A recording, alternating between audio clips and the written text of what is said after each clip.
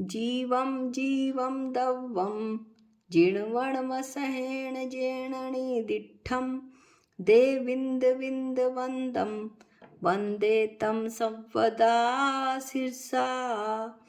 द्रव्य संग्रह का मंगलाचरण करके आज हम गाथा 36 और गाथा 37 का अध्ययन करेंगे। द्रव्य संग्रह में 3 अधिकार हैं। पहले अधिकार में 27 गाथा हैं जो पूर्ण हुई। दूसरे अधिकार में 11 गाथा हैं जिसमें से हमने जीव अजीव आश्रव बंध संबर तत्व की चर्चा कर ली थी। आज हम निर्जरा तत्व और मोक्ष तत्व का वर्णन करेंगे। सबसे पहले हम निर्जरा तत्व का वर्णन गाथा 36 से करते हैं।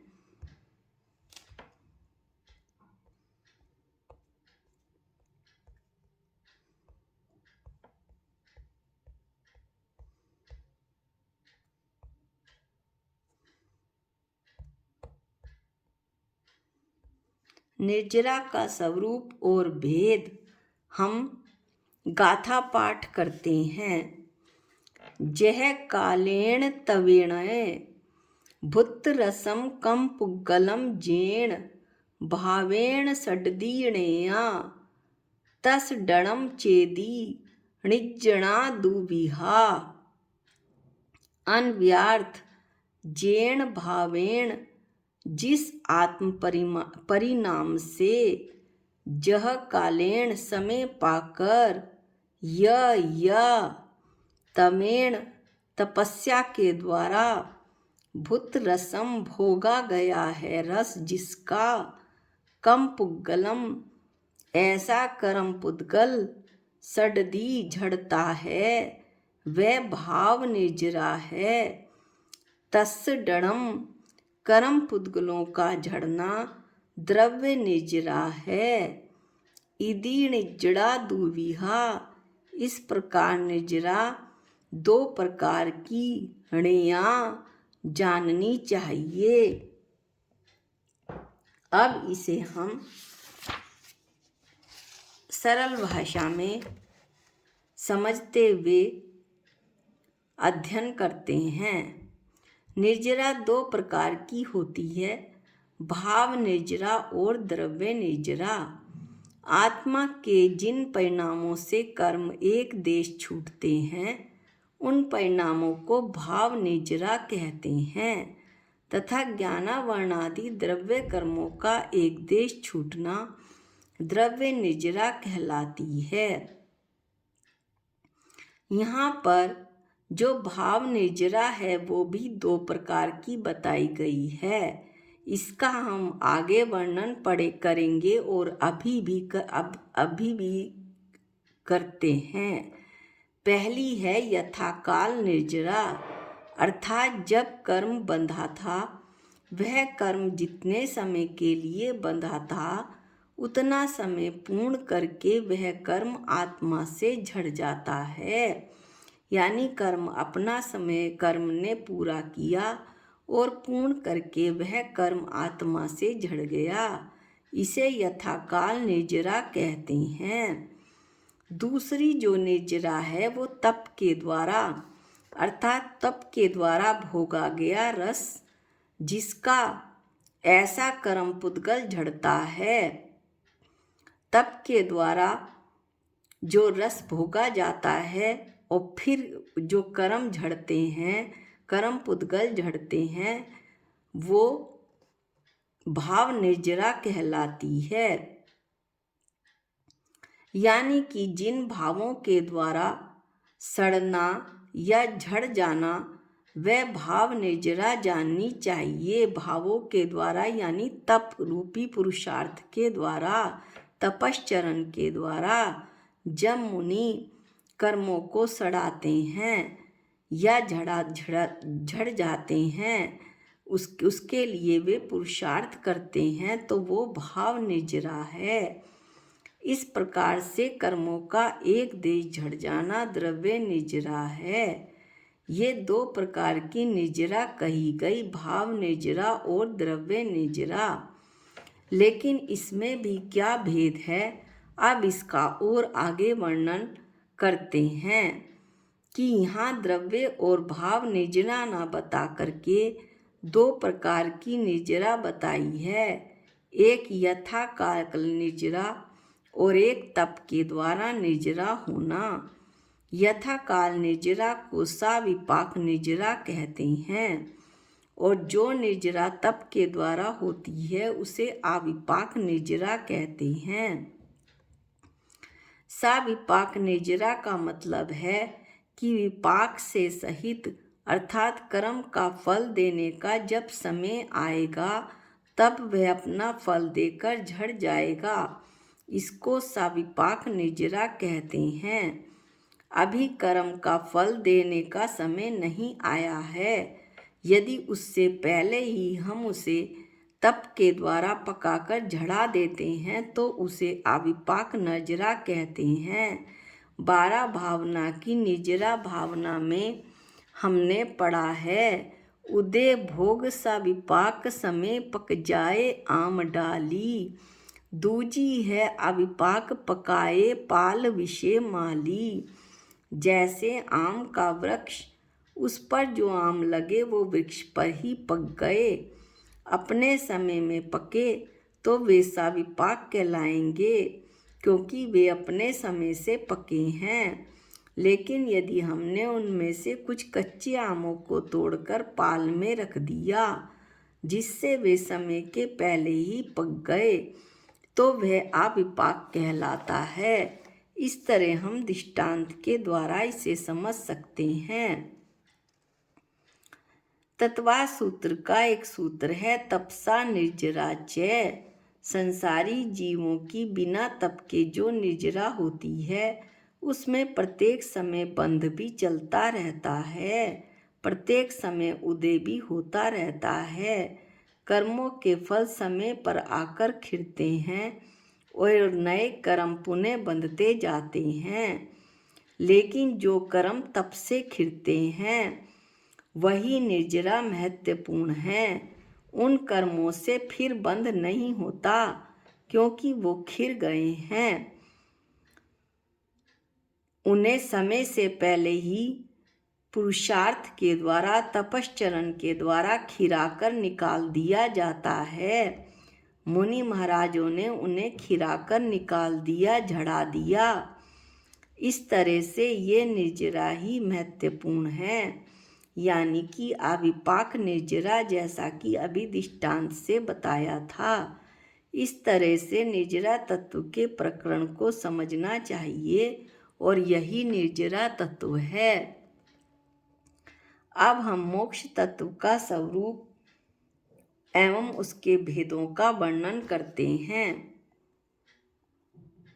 इसके लिए हम गाथा 37 का पाठ करते हैं। सब वस कम्मणो जो खय हेदु अपणो हु परिणामो, णेयो सो भाव मोक्षो दव विमखो य कम पुहु भावो। अन्व्यार्थ हु निश्चय से अपणों आत्मा का, जो परिणामों जो परिणाम, सब वस कर्मणों समस्त कर्मों के, क्षय हेतु क्षय का कारण है, स वह भाव मुखो भाव मोक्ष, या और कम पुहु भावो कर्मों के पृथक हो जाने को, दव विमुखो द्रव्य मोक्ष णेयों जानना चाहिए। अन्व्यार्थ पढ़ने के बाद सरल भाषा में हम इस गाथा का वर्णन करते हैं। मोक्ष के दो भेद हैं, द्रव्य मोक्ष और भाव मोक्ष। आत्मा के जो परिणाम कर्मों के सर्वथा क्षय होने में कारण होते हैं उनको भाव मोक्ष कहते हैं, और ज्ञानावरण आदि 8 द्रव्य कर्मों का सर्वथा क्षय हो जाना द्रव्य मोक्ष है। यह द्रव्य मोक्ष अयोग केवली गुणस्थान वृत्ति जीव के यानी 14वें गुण स्थान वृत्ति जीव के अंत समय में होता है। इसका अभी हम आगे भी वर्णन करेंगे। यह जो गाथा है वो मोक्ष तत्व का वर्णन करने वाली गाथा है। सभी कर्मों के क्षय के लिए कारणभूत अपना ही परिणाम अर्थात आत्मा का परिणाम होता है, उसे भाव कहते हैं। यह ध्यान रखना चाहिए कि जो कर्मों की निर्जरा संवर बंध आश्रव करने के लिए हमारी आत्मा का परिणाम ही जिम्मेदार है और कोई नहीं, उसी तरह आत्मा का परिणाम ही सभी कर्मों के क्षय होने में कारण है। जब आत्मा का परिणाम कारण बनता है तो उसे भाव मुक्खो भाव मोक्ष जानना चाहिए। भाव मोक्ष अर्थात जीव को उन भावों से मुक्ति मिल गई जिनसे कि कर्मों का आश्रव होता था, कर्मों का बंध होता था। उन भावों से मुक्ति मिलने का नाम भाव मोक्ष कहलाता है, ऐसा आचार्य बताते हैं। द्रव्य मोक्ष होने का तात्पर्य हुआ कर्मों का आत्मा से पृथक हो जाना, अर्थात आत्मा से कर्मों का सर्वथा पृथक होना द्रव्य मोक्ष है। जिन परिणामों से जिन परिणामों से यह द्रव्य मोक्ष होता है उन परिणामों को भाव मोक्ष कहते हैं। अनंत भगवान को भाव मोक्ष ही कहा जाता है कि उन्हें भाव मोक्ष हुआ, क्योंकि उनके अभी द्रव्य मोक्ष शेष है। किस कारण से? इस कारण से कि कर्म अभी आत्मा से बंधे हुए हैं, अभी वे सायोग केवली हुए हैं, क्योंकि उन्हें भाव मोक्ष हो गया है। आयोग केवली गुण स्थान अंतिम या 14 गुण स्थान के अंत समय में जो अयोग केवली भगवान का भाव होगा वही उनके लिए भाव मोक्ष कहलाएगा और उस समय सभी कर्म आत्मा से अलग हो जाएंगे, यह द्रव्य मोक्ष कहलाएगा। इस तरह 13वें गुण स्थान में भाव मोक्ष और 14वें गुण स्थान के अंतिम समय में द्रव्य मोक्ष होता है। वस्तुतः भाव मोक्ष और द्रव्य मोक्ष मोक्ष जाने के अंतिम समय पर घटित होता है। जब यह आत्मा शरीर छोड़कर मुक्ति को प्राप्त होता है तब उस समय जो जीव के परिणाम होते हैं वे भाव मोक्ष होते हैं और जब कर्म अलग होंगे तब वह द्रव्य मोक्ष होगा। अनंत भगवान के लिए कहा जाता है कि जीवन मुक्त अर्थात उन्हें अपने जीवन से मुक्ति मिल गई। अनंत दशा को प्राप्त करने का अभिप्राय है जीवन मुक्ति। आयु से मुक्ति अभी शेष है, क्योंकि आयु अभी शेष है, अतः आयु पर्यंत तक अनंत भगवान अपने शरीर में रहते हैं। इस तरह से मुक्ति के अनेक रूप हैं, भाव मुक्ति, द्रव्य मुक्ति, जीवन मुक्ति और आयु मुक्ति। इस तरह से हमने मोक्ष तत्व का वर्णन पूर्ण किया। अगली गाथा में 38 और 39वीं गाथा में पुण्य और पाप के अब 38वीं गाथा शेष है दूसरे अधिकार की। उसमें पुण्य और पाप की व्याख्या की जाएगी जो कि अगले वीडियो में की जाएगी। आज के वीडियो में इतना ही। निज निधि निज में बताई ये अनंत उपकार है, इसके लिए जिन वाणी माँ को वंदनानंत बार है, वंदनानंत बार है। सबको जय जिनेंद्र।